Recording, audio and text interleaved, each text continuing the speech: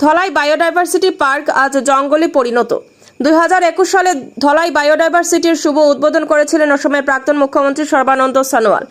ধলাই সমষ্টির 5 বারের বিধায়ক এবং বর্তমান সাংসদ পরিমল শুক্লবৈদ্যের প্রচেষ্টায় ধলাইয়ের রজনীখালে বায়োডাইভার্সিটি নামের এক পার্ক নির্মাণ করা হয়। এই পার্কের শুভ উদ্বোধন করেছিলেন মুখ্যমন্ত্রী সোনোয়াল, কিন্তু আজ এই পার্কটি জরাজীর্ণ অবস্থায় পরিণত হয়েছে।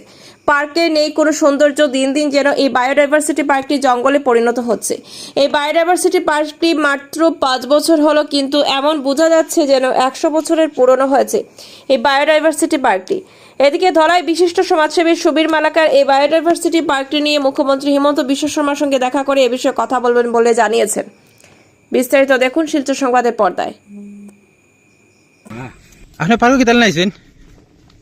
পার্ক সম্ভবত আওয়া একটু মনোরঞ্জন বা একটু মনে শান্তি, কিন্তু এখানে আমার এসে একটু অশান্তি ভাব করছে। কেননা এখানে উঠার পর এখানে কোনো ধরনের পানীয় জল বা এরকম কোনো ব্যবস্থা এখানে নেই, বা নিচে আশপাশ কোনো দোকান বা এরকম কিছু ব্যবস্থা এখানে নেই। তো যদিও পার্ক নির্মাণ করে এখানে শৌচালয় ব্যবস্থা আমি যদি কেউ চায় করতো, তো সেক্ষেত্রে কিন্তু শৌচালয়ের কোনো ব্যবস্থা এখানে, যদিও এখানে পাকাপোক্তভাবে নির্মাণ করা রয়েছে শৌচালয়, কিন্তু বর্তমানে সেটা যদি পরিবেশ আপনারা দেখেন, আপনি যদি সেই দৃশ্যটা আপনি যদি দেখেন, তাহলে আপনি আপনার মনে কি দাঁড়ানো হবে সেটা একটা বিষয় হয়ে দাঁড়িয়েছে।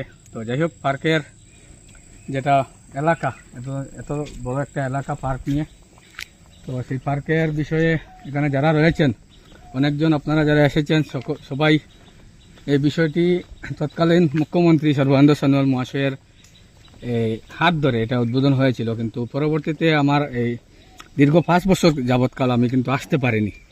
যদিও আমার সেটা সৌভাগ্য হয়নি, কেন 1-2 বার এসেছিলাম, তো সেটাকে তালাবন্ধ অবস্থায়, কোনো গেটে কোনো গার্ড বা এরকম পাওয়া যায়নি। তো আমার কাছে সেই ছবিও রয়েছে, আমরা গেটে তালাবন্ধ অবস্থায় বাইরে থেকে ছবি নিয়েছিলাম।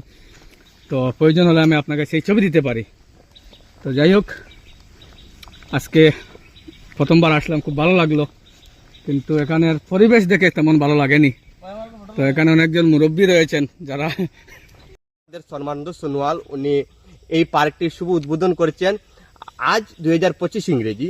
তো মাত্র 4 বছর, কিন্তু 4 বছরে এই পার্কটি জঙ্গলে ভরে গেছে। যেভাবে আমি আজকে দেখতে পাচ্ছি পার্কের ভিতরে গাছে ভরপুর। তো পার্কের কোনো চিহ্নিতই আমি দেখছি না। এটা একটি আমি মনে করি ভুবন পাহাড়ের 2 নম্বর স্থান। আমরা যদি প্রতি বছর যে ভুবন মেলা যে হয়, ভুবন পাহাড়ের যেটা 2 নম্বর স্থান বলতে গেলে এটি অ্যাকচুয়ালি পার্ক নয়। তো আজকে আসলাম বায়োডাইভার্সিটি পার্কে। তো এখানের কিছু দৃশ্য আমি আপনাদের সামনে তুলে ধরবো।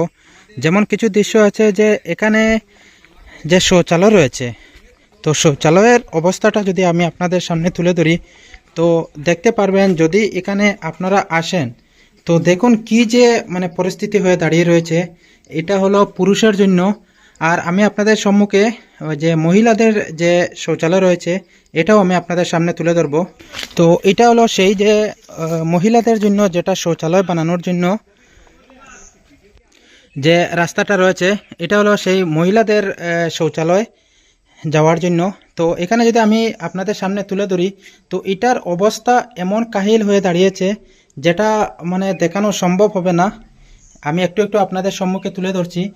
তো এখানে যে আমি উল্লেখ করব যে এখানে দুজন দেখেছি যে সরকার ওনাদেরকে সম্ভবত রেখেছে যে ও দেখাশোনা করার জন্য।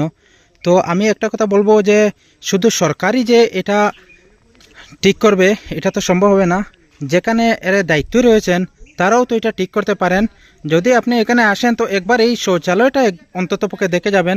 যদি কোনো জরুরি পরিস্থিতিতে কেউ যদি দরকার হয় এই শৌচালয়ে যাওয়ার জন্য, তো এখানে সম্ভব হবে না। আর এটা তো অনেক টাকা ব্যয় করে এই শৌচালয়টি অন্ততপক্ষে বানানো হয়েছে। আর যদি আমি এই বায়োডাইভার্সিটি পার্কের যে সমস্ত জিনিসের কথা যদি বলি, তো এখানে কিছুই নেই, শুধু রয়েছে কয়েকটি গাছ। তাও এখানে কোনো গাছের কোনো ফলক বা কোনো সাইনবোর্ড এরকম কিছু নেই যে এই গাছ কী আছে, ওই গাছের নাম কী আছে, এরকম কিছুই নেই। তো এখানে দেখতে পারবেন আমি এসেছিলাম আজকে বায়োডাইভার্সিটি পার্কে আমার কয়েকজন বন্ধুদের সাথে। তো আমি আপনাদের সম্মুখে পুরা পার্ক তুলে ধরব।